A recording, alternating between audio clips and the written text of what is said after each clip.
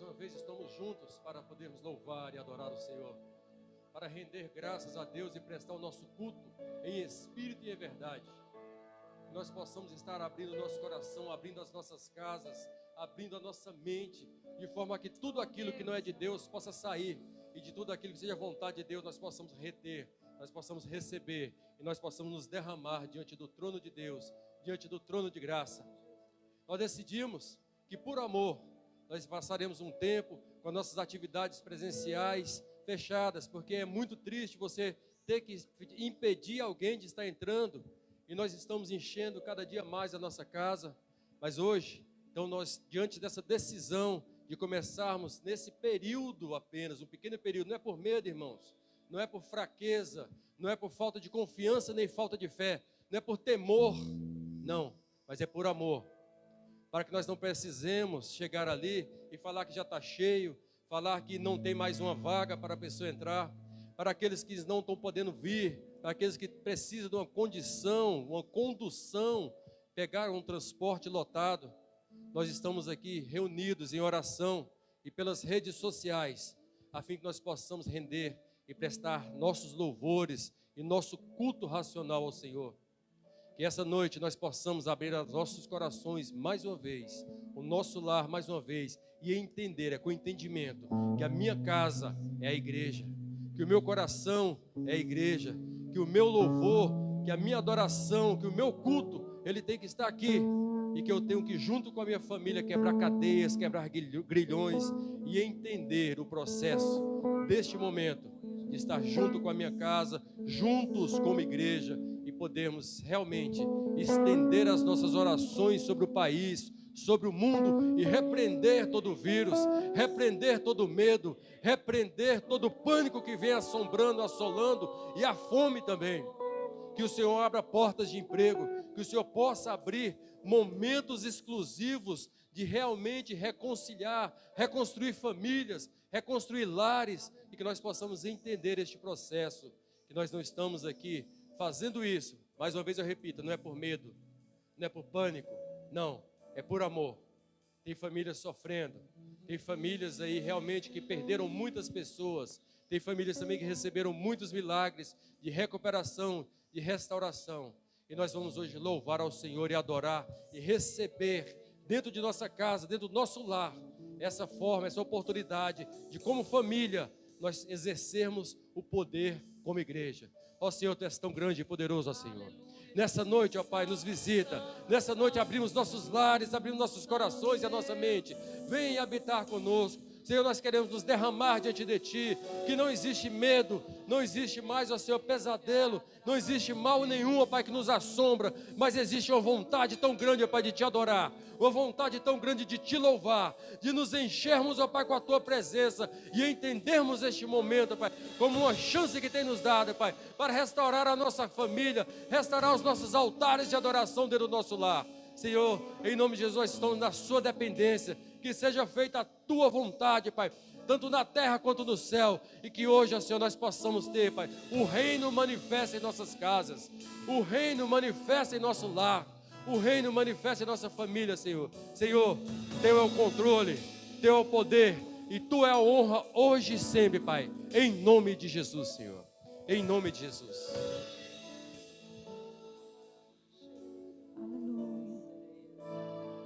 Seja Rei em nossas vidas. Nós Te damos esse lugar, Jesus, de Rei, porque Tu és o nosso Rei. Somente o Senhor reina sobre nós. Não existe outro Deus além de Ti, acima de Ti. Todo o poder está sobre as Suas mãos. Tu és o nosso Rei, o Todo-Poderoso, o grande eu sou, El Shaddai. Tu és Jesus. Rei do meu coração, seja o monte que percorro, a fonte que eu bebo, és minha canção. Rei do meu coração, seja o meu esconderijo, refúgio que preciso és minha canção. Tu és bom, bom, oh, tu és bom, bom, oh, tu és bom, bom, oh, tu és bom, bom, oh, Rei do meu coração, és o vento em minhas velas, a âncora no mar, és minha canção. Rei do meu coração, és o vento em minhas velas, a âncora no mar, és minha canção. Rei do meu coração, seja o fogo em minhas veias, o eco dos meus dias, és minha canção. Rei do meu coração, seja o fogo em minhas veias, o eco dos meus dias, és minha canção. E tu és bom, bom, bom. Tu és bom, bom, bom. Tu és bom, bom, bom. Tu és bom,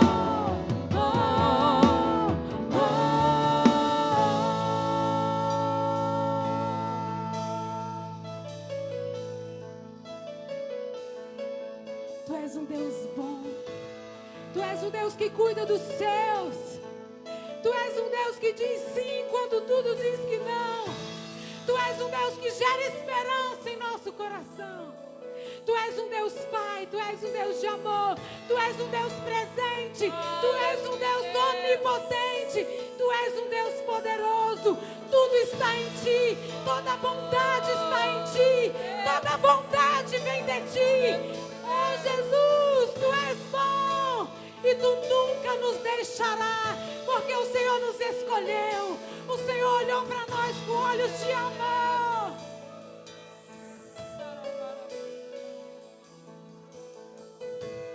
Tu não me deixarás, não me deixarás jamais. Tu não me deixarás, não me deixarás jamais. Tu não me deixarás, não me deixarás jamais. Tu não me deixarás, não me deixarás jamais. Tu não me deixarás, não me deixarás jamais. Tu não me deixarás, não me deixarás jamais. Tu não me deixarás, não me deixarás jamais. Tu não me deixarás, não me deixarás jamais. Tu és bom, bom, oh, Tu és bom, bom, oh, e Tu és bom, bom, oh, e Tu és bom, bom,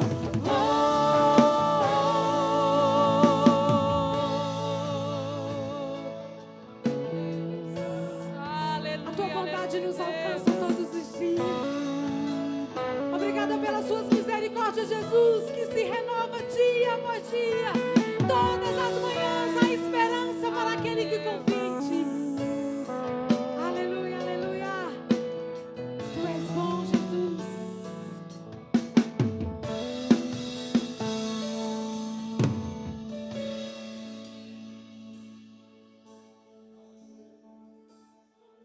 nascemos para te adorar. Há um propósito na vida. Há um propósito em uma vida ser criada. É porque ela foi criada para adorar o seu Criador.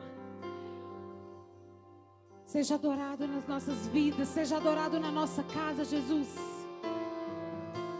Ainda que as circunstâncias estejam complicadas e tudo pareça ser desesperador, nós acreditamos no seu poder. Nós acreditamos no seu cuidado, na sua cura, no seu propósito.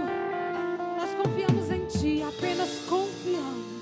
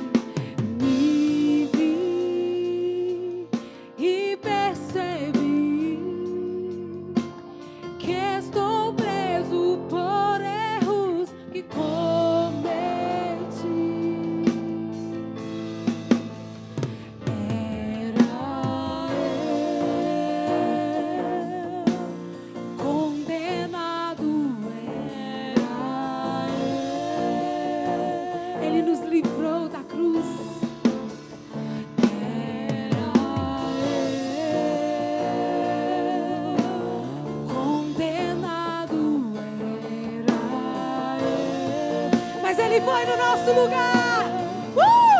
Ele vive. Ele foi julgado em meu lugar. Hoje eu tenho vida.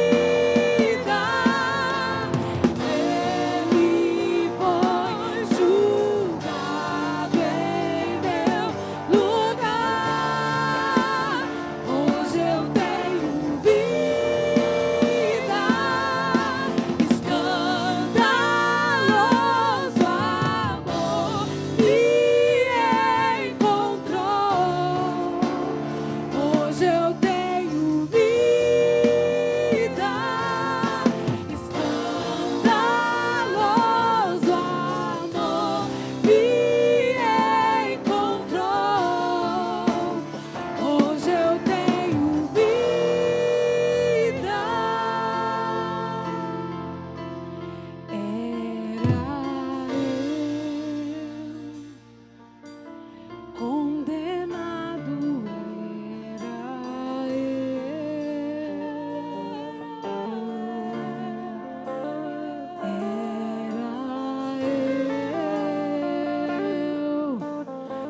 Condenado era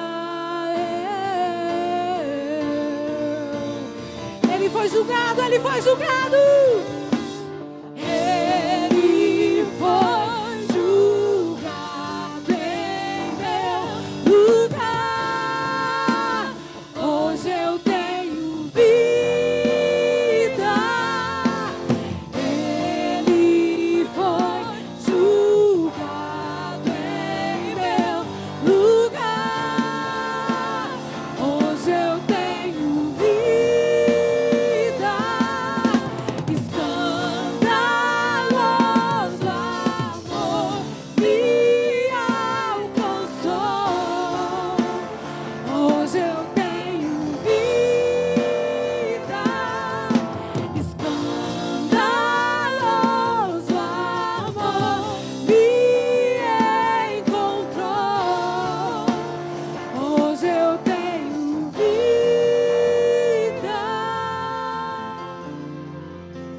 sabe o poder em dizer: hoje eu tenho vida. Enquanto no mundo tantas pessoas estão morrendo, é um privilégio nós dizermos: hoje eu tenho vida. E foi Ele que nos deu a vida. Foi Ele que gerou a vida em nós. E é Ele que proporciona a vida eterna, que vai muito além dessa vida natural, que vai muito além do que nós vemos, muito além do que nós podemos imaginar. Por isso, querido, ainda que a tribulação te alcance, ainda que a situação esteja difícil, somente creia. Há uma vida preparada para você.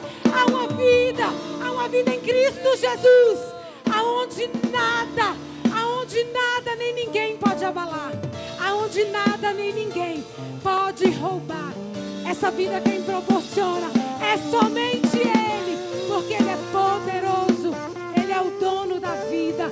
Aleluia, nós te louvamos, Jesus, porque Tu gera em nós vida todos os dias. Tu gera em nós fé para crermos no Seu poder. Tu gera em nós esperança para acreditarmos no novo amanhã. E nós cremos, Deus, no nosso amanhã contigo, de glória em glória, para sempre. Aleluia. Aleluia. Glória a Deus. Glória a Deus, querido. Obrigado por você que está nos acompanhando nesse momento, você que está em casa. Como o Wilton falou, nós tomamos essa ação, mas é uma ação de amor, querido.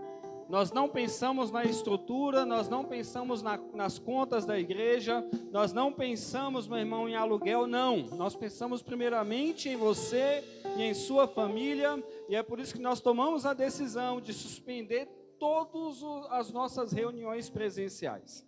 Então você está em casa, creio no conforto da sua casa, que você possa receber da palavra de Deus, que você possa receber, meu irmão, da parte que vem do Senhor através do louvor, porque a própria palavra diz que o louvor liberta. Então que esse louvor traga libertação para dentro do seu lar, se é na área financeira, se é na saúde. Nós declaramos essa noite libertação, ó Pai, em todas as áreas. Pai, em nome de Jesus, profeticamente essa noite nós já declaramos, ó Pai, o Senhor é a nossa sustentação, o Senhor é o nosso socorro forte.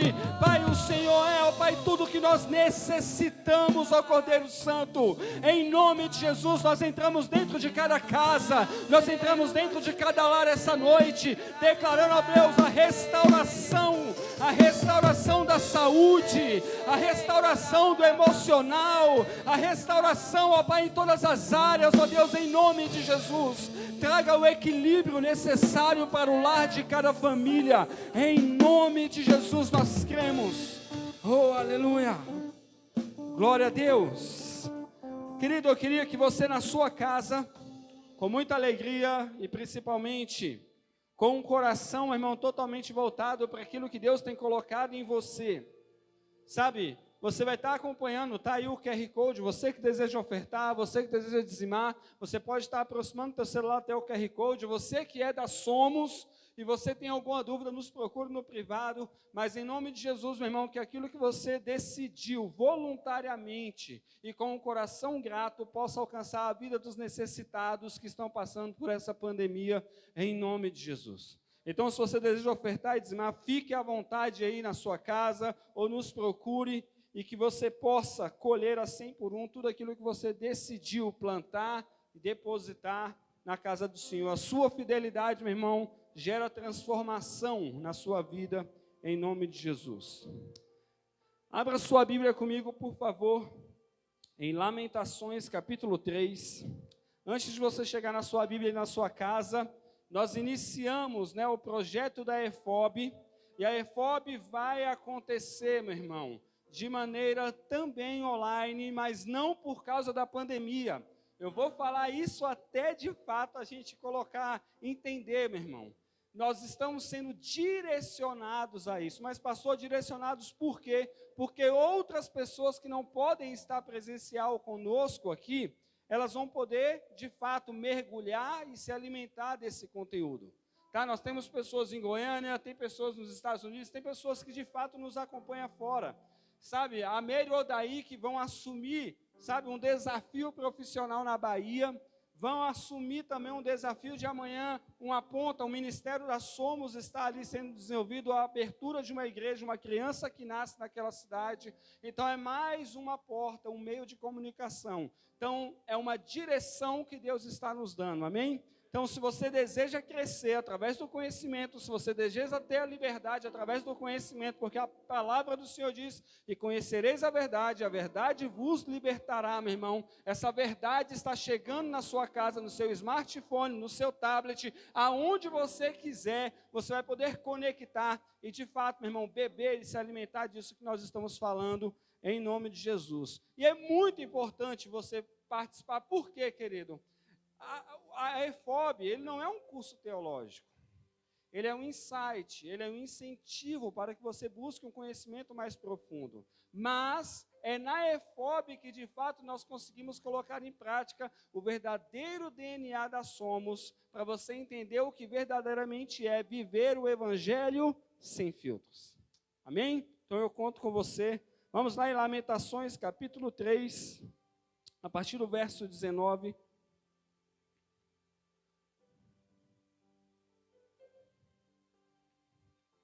diz assim a palavra do Senhor: lembra-te da minha aflição e do meu pranto, do absinto e do veneno. Minha alma continuamente os recorda e se abate dentro de mim. Quero trazer à memória o que me dá esperança. As misericórdias do Senhor são a causa de não sermos consumidos, porque as suas misericórdias não têm fim. Renovam-se cada manhã, grande é a tua fidelidade. A minha porção é o Senhor, diz a minha alma, portanto esperarei nele. Pai, obrigado pela tua palavra, manifesta a tua verdade em nós essa noite, manifesta a tua verdade dentro de cada casa que está conectado conosco, que está conectada conosco essa noite de domingo, Deus. Que haja, ó Deus, o manifestar do seu poder dentro das nossas casas, ó Pai. Em nome de Jesus, ó Deus, nós te pedimos que a tua palavra venha, ó Deus, como uma música soando aos nossos ouvidos, ó Pai. E que o entendimento venha nos dirigir, nos conduzir, e venha, ó Deus, como um farol, nos guiar para os caminhos, ó Deus, que a tua palavra de fato tem em favor de cada um de nós. Faça vida a tua palavra em nossas vidas essa noite, em nome de Jesus. Amém. Sabe, querido, quando falamos a respeito de Lamentações, nós sabemos que Jeremias, é de fato o escritor. E Jeremias, ele é mais conhecido como, todo mundo conhece isso, ele leva o rótulo de o profeta chorão. Ele escreveu o livro de Lamentações logo após a queda de Jerusalém, em 586 a.C. E é muito interessante você entender um pouco desse fato histórico, meu irmão, porque nesta época Jerusalém havia sido destruída pela Babilônia. E os judeus haviam sido mortos, muitos deles haviam sido torturados, e muitos foram levados cativos como escravos. O livro foi escrito de forma de canção triste. Se você for ler Lamentações de Jeremias, você vai entender que é uma canção, é um retrato daquilo que ele viveu, é um retrato de dor, é de uma forma triste, com a intenção, meu irmão, de que de fato ela fosse recitada a congregações futuras, as congregações de Israel, em suas reuniões, em seus cultos, em seus feitos, e entenda até o dia de hoje. O livro de Lamentações, ele é lido no 9º dia Ábi, que se fala, que é de julho a agosto, que consiste em um dia de jejum, e que é observado, de fato, para lembrar a destruição do primeiro e do segundo templo. Um fato interessante é que Jeremias profetizou durante 40 anos a vinda do castigo de Deus, porém foi desprezado pelo povo. E ao contrário do que poderíamos supor, quando o castigo veio ao povo por intermédio do rei Nabucodonosor e dos exércitos babilônicos, Jeremias lhes respondeu com grande paixão e tristeza. Sabe, meu querido, quando nós lemos o capítulo 3, nós percebemos, eu quero desafiar você em casa, a ler todo o capítulo. Quando você lê o capítulo 3 de Lamentações, nós percebemos que Jeremias estava altamente deprimido. Jeremias estava altamente melancólico. Ele expressa isso de forma poética e até mesmo exagerada. A princípio, ele culpa Deus por sua aflição e até mesmo ele culpa a Deus pelos seus incômodos físicos. Sabe, eu tenho aprendido e, de fato, meu irmão, aquilo que você decide alimentar conduz a sua vida. E quando eu falo aquilo que você decide alimentar, eu não estou falando de alimento físico, eu estou falando de comportamento. Seja ele espiritual ou seja ele racional. Existe uma frase que Max Lucado ele fala, e ela é muito interessante, que diz o seguinte: alimente os seus medos e a sua fé morrerá de fome. Alimente a sua fé e os seus medos morrerão de fome. E isso é uma realidade em tempos presentes que nós estamos vivendo. Aquilo que você decide alimentar, ou com aquilo que você decide se alimentar, meu irmão, faz toda a diferença em sua vida. Sabe, eu não sou aqui nenhum... Eu não me coloco na posição, meu irmão, de ter o direito de condenar a emissora X e a emissora A. Mas você tem a capacidade de decidir se alimentar por aquilo que as emissoras do Brasil estão colocando na sua mesa. E isso, eu te garanto, fará total diferença no seu comportamento do teu dia a dia. Aquilo que você se alimenta pela manhã reflete no seu comportamento à tarde. Pastor, como é que você está falando? Eu desafio você, meu irmão. Amanhã, na segunda-feira, você não comer e não beber, sabe, café, não comer o seu pão de queijo, não comer o seu cuscuz com ovo, antes de se alimentar da palavra de Deus. Eu te faço um desafio. Antes de você colocar o café, coloque a palavra viva em prática na sua vida assim que você se levantar.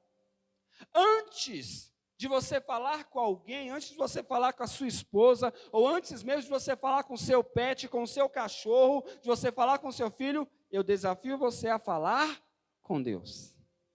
Experimente essa prática de hábito, alimente essa prática de hábito para você entender, meu irmão, que de fato isso vai refletir no seu dia posterior.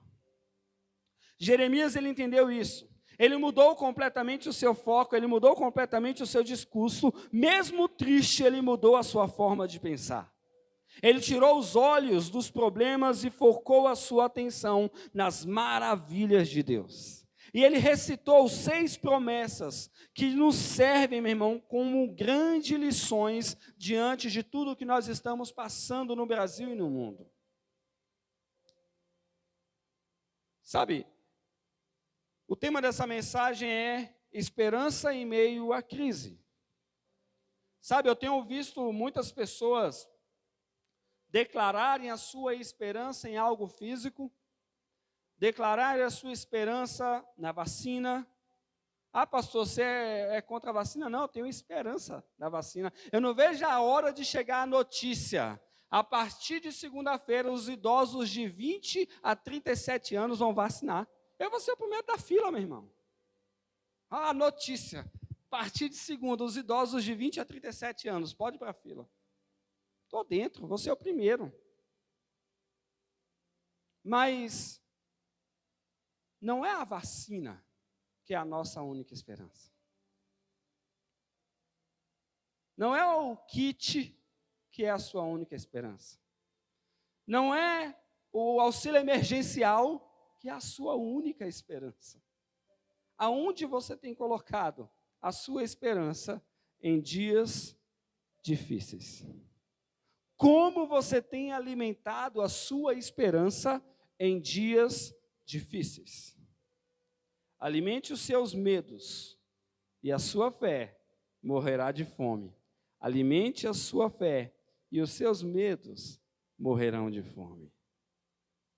E quando nós vemos em Lamentações, capítulo 3, meu irmão, a partir do verso 21, as 6 promessas estão declaradas ali, Jeremias muda o seu comportamento dali para frente.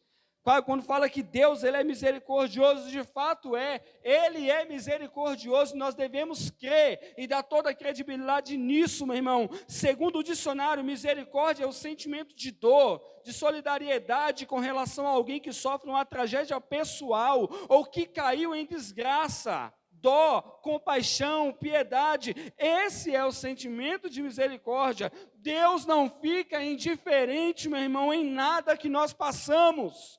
Deus não fica indiferente em tudo que está passando pelo Brasil.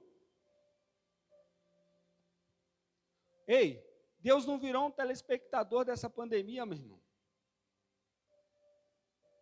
Ele tem, de fato, o controle de todas as coisas. Ele sempre sente a nossa dor como se fosse a dele. E Ele colocou isso em prática na cruz do Calvário.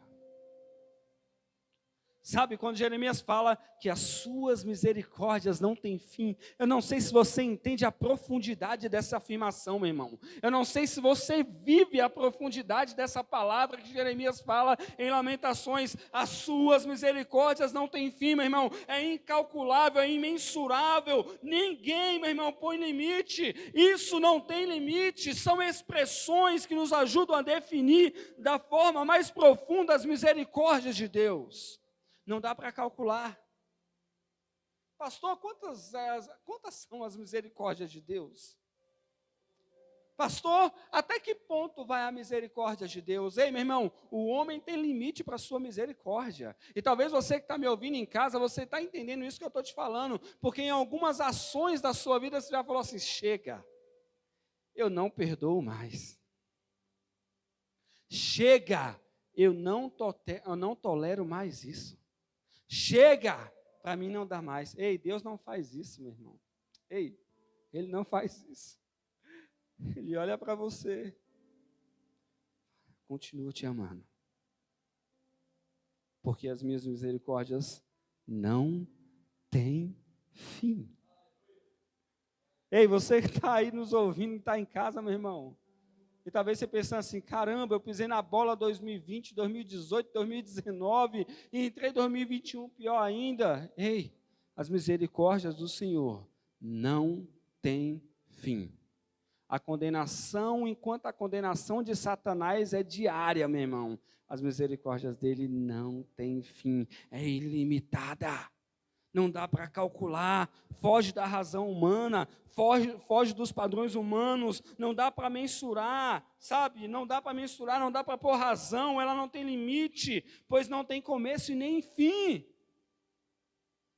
Ela não tem começo, as misericórdias do Senhor não tem começo, não tem meio e não tem fim. Ela não cessa, ela não tem fim. A própria palavra diz, é loop infinito. Sabe o que é um loop infinito, meu irmão? É algo que vai acontecendo continuamente, ela não para, independente do que acontece ao redor dela, independente do que acontece da maneira externa, ela não tem fim o tempo todo em favor da sua vida.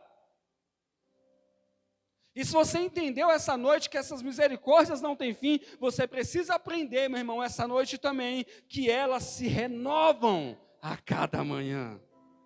Como se não bastasse elas não terem fim, elas se renovam a cada manhã. Ou seja, a cada dia eu posso contar com as misericórdias de Deus totalmente atualizadas e zeradas, porque se renovou. Renovou. Ei, do jeito que ele te viu ontem, ele vai ver diferente amanhã. Mas ele vai ver na ótica dele. Deus vai te enxergar sempre na ótica dele e não na sua. Talvez você está na sua casa pensando, eu sou um desgraçado, eu sou um incompetente, eu sou um zero esquerda, mas Deus te vê com a ótica dele e não com as suas próprias óticas. Sabe, e isso independente do tamanho da quantidade dos seus pecados, pois quando, meu irmão, de fato me arrependo, o Senhor me perdoa. E Ele não lembra mais. Ele lança no mais profundo abismo. Sabe, a palavra do Senhor diz em Miqueias, capítulo 7, a partir do verso 18 ao verso 19, diz assim: quem é comparável a ti, ó Deus, que perdoas o pecado e esqueces as transgressões dos remanescentes da sua herança?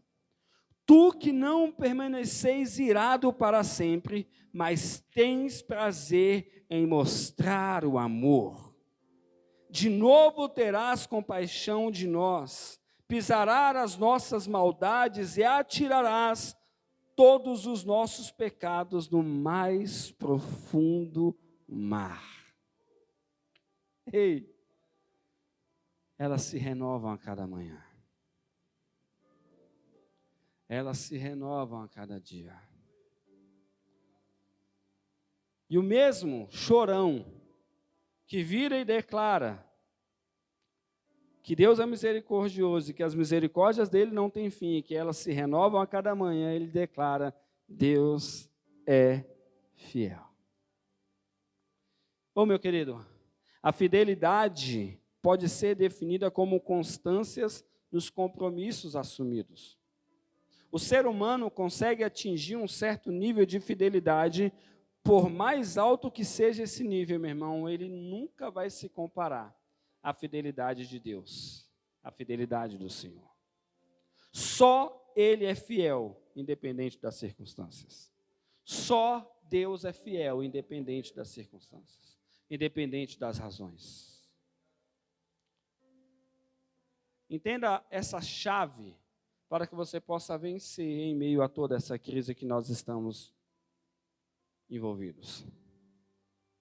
Sabe, Jeremias declara: a minha porção é quem? É o Senhor.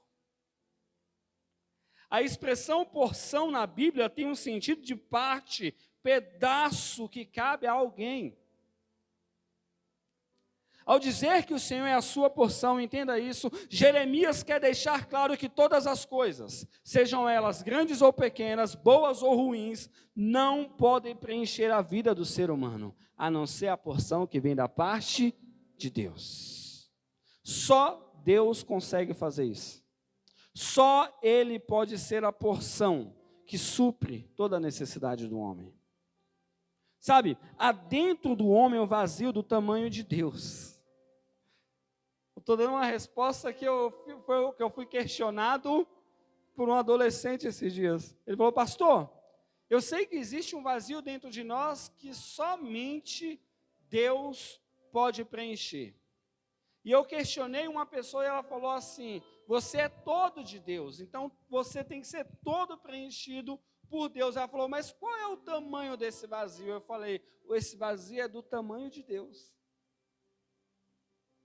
O vazio que existe dentro de você é um encaixe que somente Deus se encaixa. É uma peça única, meu irmão. Você pode tentar colocar várias peças. Não sei se você já montou Lego ou você já montou quebra-cabeça. Se a peça for errada, ela pode até tampar.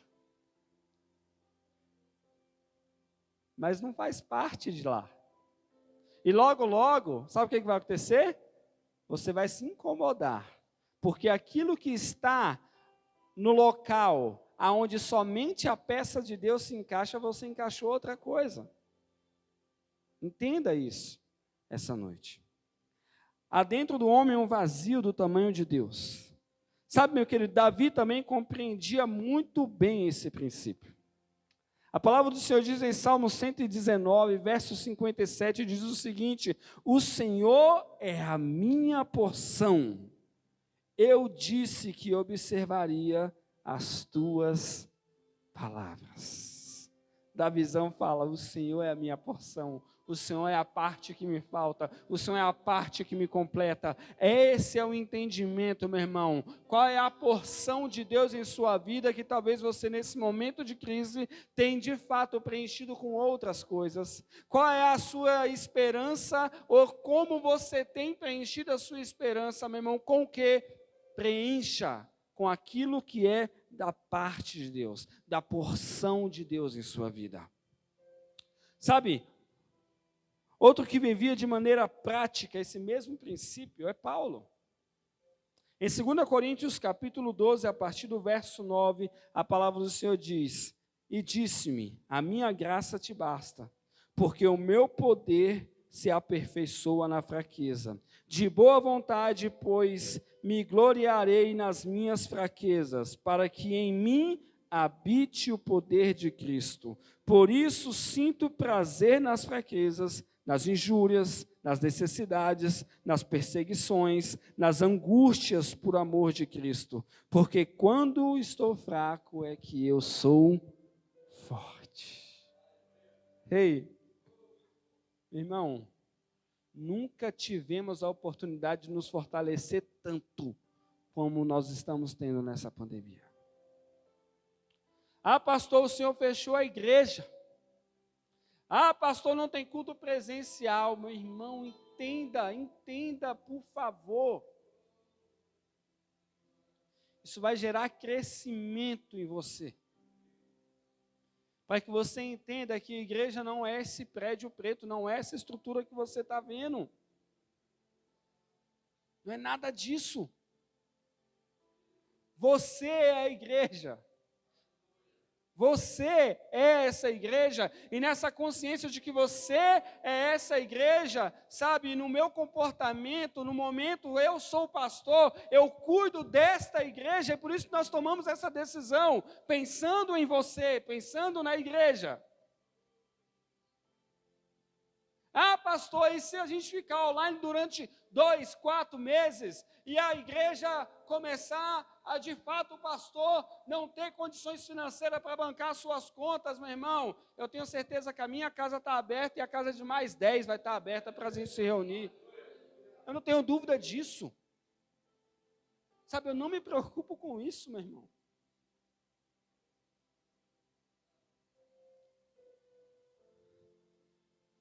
Jeremias, ele é assertivo quando ele termina o livro de Lamentações declarando que Deus é a nossa esperança.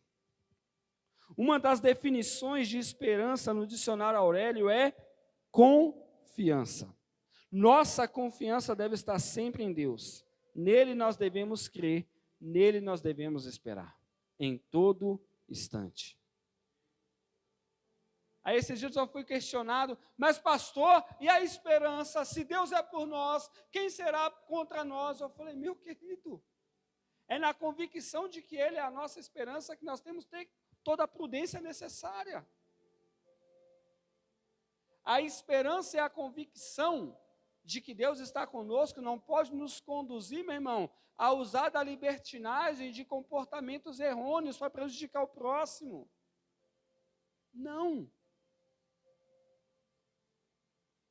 O salmista também, ele pensava assim, em Salmos capítulo 20, verso 7, a palavra do Senhor diz, uns confiam em carros, outros em cavalos, mas nós faremos menção do nome do nosso Senhor Jesus.